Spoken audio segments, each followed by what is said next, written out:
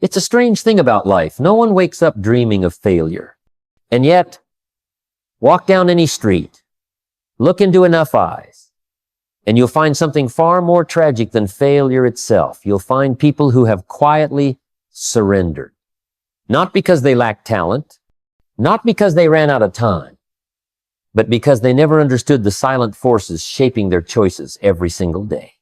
You see, success isn't reserved for the gifted, and failure isn't fate. It's a formula. And if you're not paying attention, if you're not aware, you'll follow that formula without even knowing it. My goal today is simple: to help you see what most people never do, why they truly fail, and how you don't have to. Thank you. Failure never comes as a loud explosion. It shows up as a whisper. It arrives wearing the disguise of ordinary choices. It's that quiet decision to hit the snooze button instead of getting up.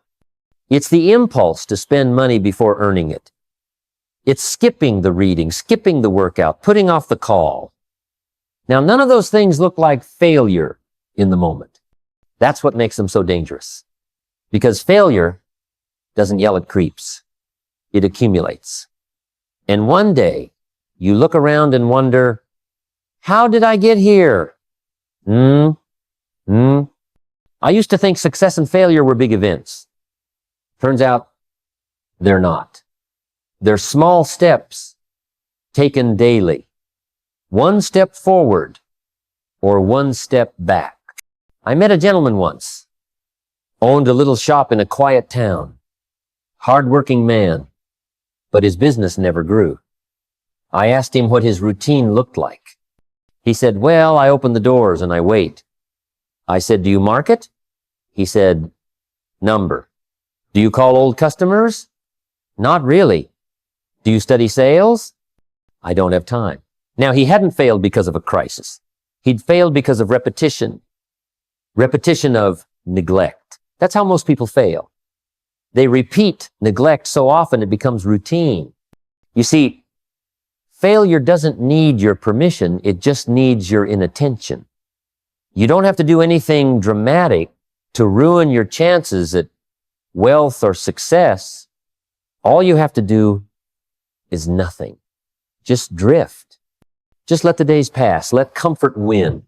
Let good enough be good enough. And before long, the gap between where you are and where you could have been becomes painful. As Epictetus once said, no man is free who is not master of himself. Those small decisions, made daily, are how we either take control of our life or hand it over to chance. And I'm telling you, chance is a terrible planner. So if you want to know the real reason most people fail, it's this. They keep repeating what doesn't work and expect the world to reward them anyway. You can have the best goals in the world. You can dream big, write down plans, create vision boards, and declare your ambitions loud and proud. But if you lack self-discipline, all of it stays in the realm of fantasy. Self-discipline is what builds the bridge from desire to reality. Without it, dreams are just wishes floating in the wind. With it, even the impossible begins to bend in your direction. Now, let me tell you something. I learned early on most people don't fail because they lack information or inspiration. They fail because they won't do what needs to be done when it needs to be done. It's easy to take action when you're motivated, when you feel good. But the test of self-discipline is whether you act even when the feeling is gone. There was a time in my life I was struggling financially, emotionally, and mentally. And I'll tell you, the hardest part wasn't getting the information. It was making myself do the small things every day that no one else could see.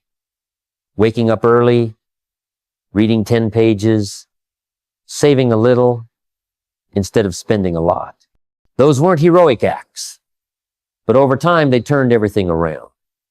That's the secret. Self-discipline doesn't demand heroism. It demands consistency. The Roman philosopher Seneca once wrote, No man is more unhappy than he who never faces adversity, for he is not permitted to prove himself, and self-discipline is proof. It's proof that you've decided not to live your life by mood or by chance. It's proof that you're serious, that you'll act even when it's raining, when it's hard, when no one is watching. I once met a young woman who told me she wanted to be a writer. I said, "Do you write?" She said, "Only when I feel inspired."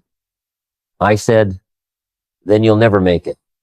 Because inspiration is a guest. Discipline is a habit. And success is reserved for those who serve the habit." One of the saddest sights in the world is a person full of potential, wandering through life with no sense of where they're going.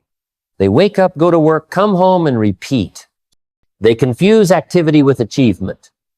But movement isn't progress unless it has direction. And direction comes from vision. Without a vision for your life, you're like a ship at sea with no sail, drifting wherever the tide wants to take you. I remember a man I used to know worked a steady job, paid his bills, lived for the weekend. One day he said to me, "I feel stuck." I asked, "Stuck where?" He said, "I don't know." And that's exactly the problem. You can't escape a place you've never defined. He had no target, no picture of the life he wanted, just motion without meaning. I've always said, you can't hit a target you can't see. And most people fail not because they're incapable, but because they're unclear. They never take the time to sit down and ask themselves, what do I really want out of life? What legacy do I want to leave behind? The great writer Marcus Aurelius once said, "A man's life is what his thoughts make of it." And if your thoughts have no vision, your life will have no structure. Without vision, time gets wasted, energy gets scattered, and potential gets buried. But when you know what you want, when you have a vision that pulls you forward, even your worst days have meaning. Years ago, when I was broke and embarrassed, I finally sat down and wrote out what I wanted. Not just money, but the kind of man I wanted to be, the life I wanted to lead. That moment changed everything. It gave my discipline a reason. It gave my time a purpose. Motivation is a wonderful spark. It's what gets you up after a good seminar. It's what fills your chest after hearing a powerful story. But let me tell you something. Motivation is like a warm bath. It feels good, but you can't live in it. Sooner or later, the water gets cold, and you're back to where you started unless you've built something stronger underneath it. A system, a structure, a habit. See, motivation may get you started, but habit is what keeps you going. People fail because they rely on inspiration instead of implementation. They wait for the right feeling instead of building the right framework. But success is not a feeling, it's a formula. It's the result of doing the right things the right way at the right time over and over again. I once knew a man who would get fired up every Monday morning. He'd talk big, make grand plans, promise the world. But by Thursday, the fire was out, and by Friday, he was back to square one. You know what he lacked? Systems. No schedule, no routine, no accountability, just hope. And hope is not a method.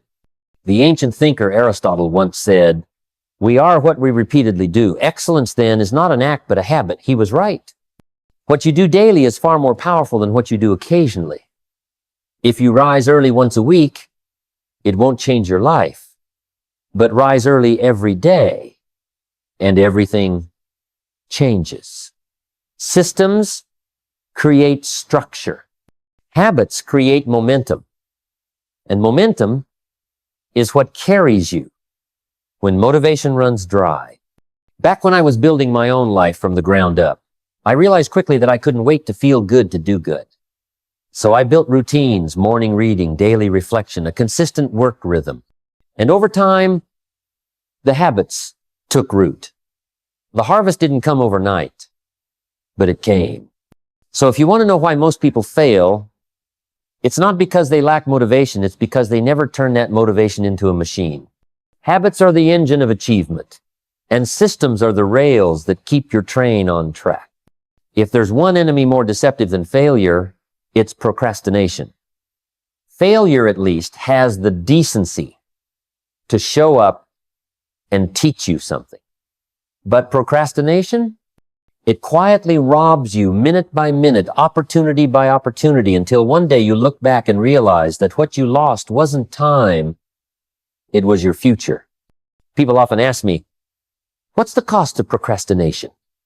And I tell them, everything. It cost you the book you never wrote, the skill you never mastered, the business you never started.